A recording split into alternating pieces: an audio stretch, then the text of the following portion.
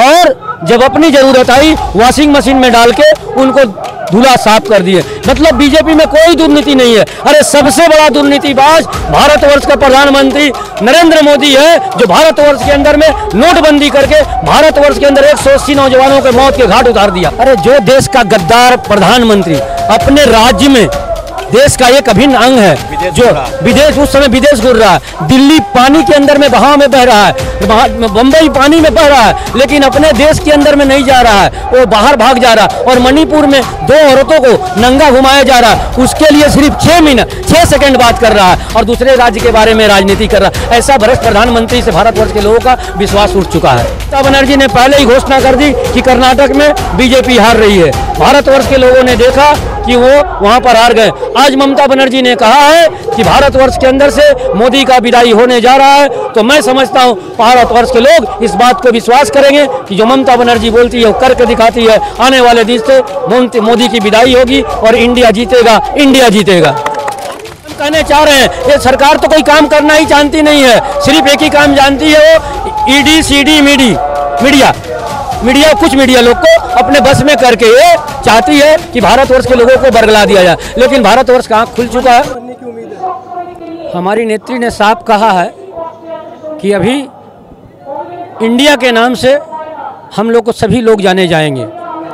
उनकी ही दिमाग की उपज है कि इंडिया इंटरनेशनल डेमोक्रेटिक अलायंस का रूप दिया गया है और इसमें जहाँ जहाँ से जितने एमपी जीत के आएंगे सभी एमपी अपने बैठेंगे और उस एमपी के तरफ से प्रधानमंत्री के रूप में जिसका नाम प्रस्ताव आएगा उसे प्रधानमंत्री के रूप में देश जानेंगे। क्या आप लोग नहीं चाहते हैं कि बंगाल से कोई मुख्यमंत्री वो देश के प्रधानमंत्री हो? बंगाल की नेत्री बाघनी है और लोग बोलते हैं लेकिन वो करके दिखाती है।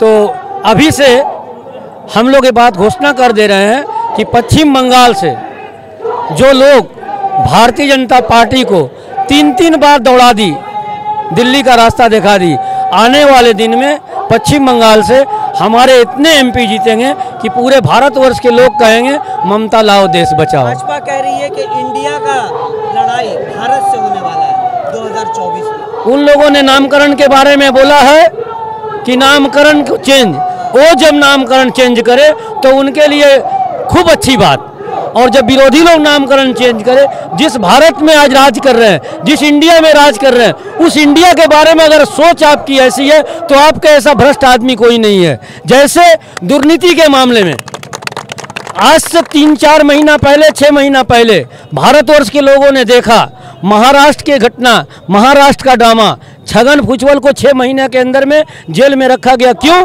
कि वो दुर्नीतिग्रस्त। अजीत पवार को 25,000 करोड़ रुपए का घोटाला का बाज बोला गया।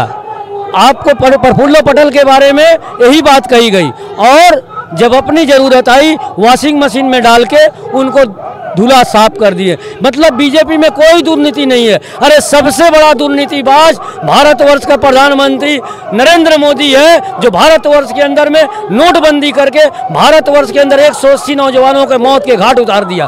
उससे बड़ा दुर्नीतिबाज। लेकिन भाजपा समर्थक ये भी कह रहे हैं कि कुछ भी कर लें आएगा तो मोदी ही। उनकी ये सोच महाराष्ट्र नहीं, उनकी सोच थी हिमाचल प्रदेश में।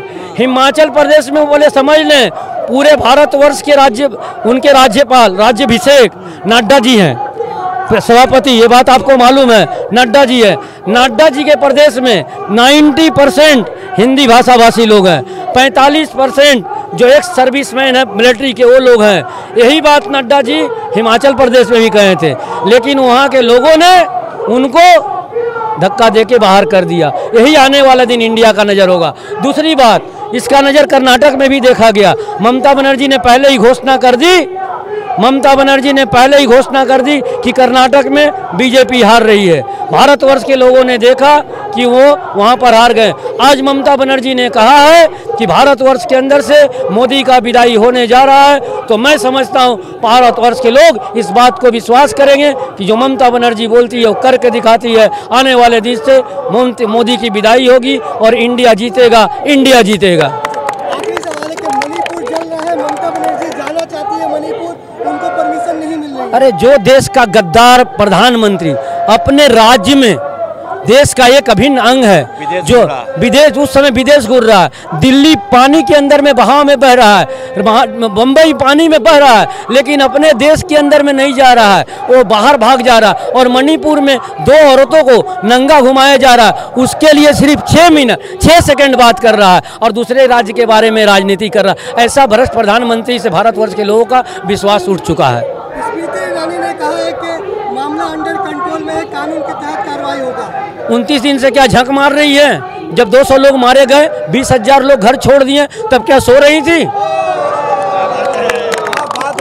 मणिपुर पर अब तक सरकार की तरफ से कोई ठोस कदम नहीं उठाया। यही तो बात हम कहने चाह रहे हैं। ये सरकार तो कोई काम करना ही जानती नहीं है, सिर्फ एक ही काम जानती है, वो ईडी सीडी मीडिया कुछ मीडिया लोग को अपने बस में करके ये चाहती है कि भारतवर्ष के लोगों को बरगला दिया जाए। लेकिन भारतवर्ष का आँख खुल चुका है। के मुख्यमंत्री को क्या रिजाइन देना चाहिए? बिल्कुल, वो तो रिजाइन दे चुके थे। अच्छा। आपको संपादिक है, आपको पीएम मोदी कह नहीं रही है। आपको ये बात जानकारी होनी चाहिए।